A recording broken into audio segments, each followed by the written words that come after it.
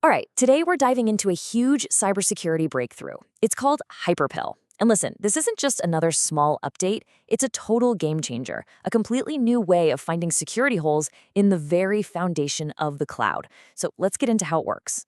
Think about it for a second. Every time you use a cloud service, whether it's for your job or just to back up your photos, your stuff is living on a physical server right next to data from tons of other people and companies.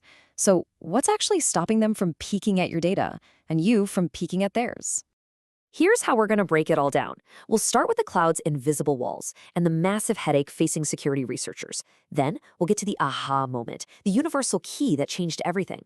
We'll see how HyperPill actually uses it, look at the incredible results, and finally, talk about why this is such a big deal for all of us.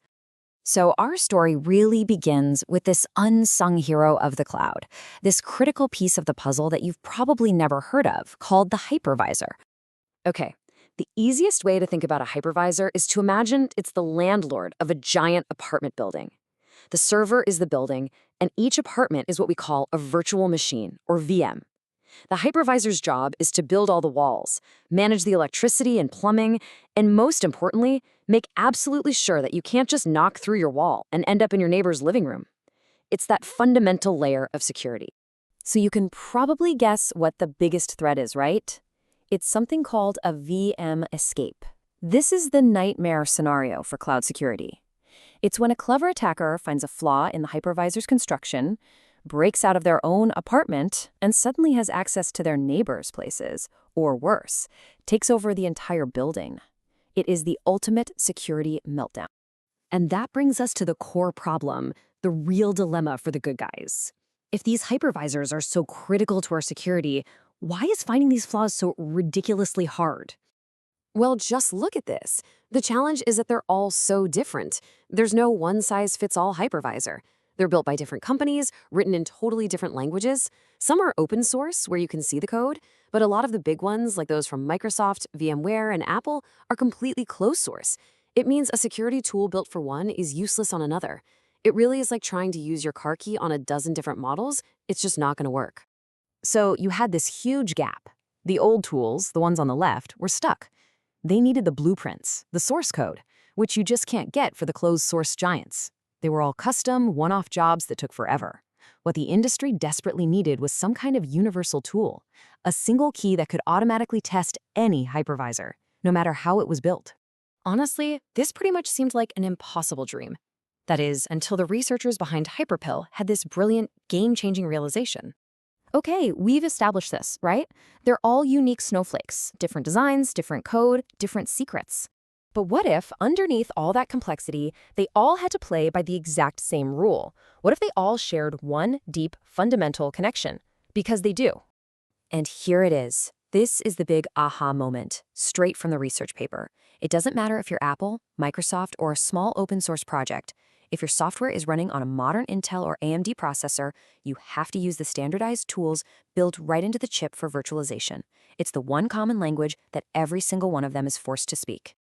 This is the perfect way to picture it. That shared hardware layer is the universal key. Instead of trying to pick the unique lock on every single apartment door, the HyperPill team realized they could just use the building's master key. So, they found the master key. Awesome. But how do you actually use it to find the flaws? Well, it's this really elegant three-step process: snapshot, probe, and fuzz. First, it takes a snapshot, which is like a perfect digital photograph of the hypervisor while it's running. Second, it probes that photo, using that universal hardware key to figure out every single way a VM can talk to its landlord. And third, it fuzzes.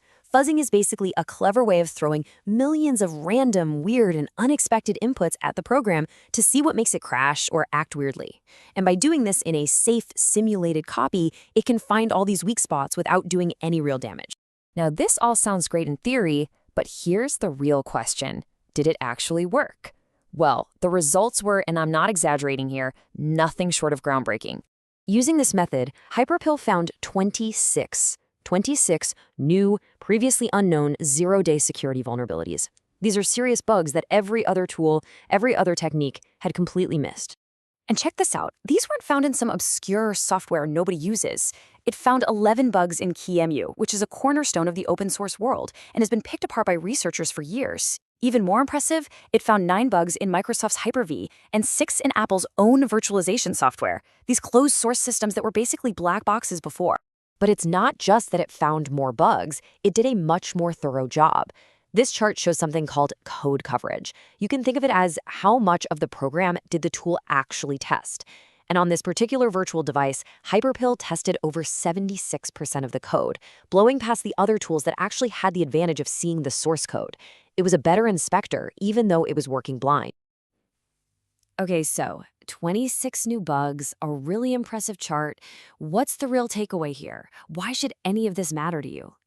It matters because the security of the cloud is the security of our modern lives, our data, our companies, our infrastructure. A tool like HyperPill gives the good guys a powerful universal weapon to find and fix the most dangerous kinds of vulnerabilities before the bad guys can use them. It literally raises the bar for security across the entire industry.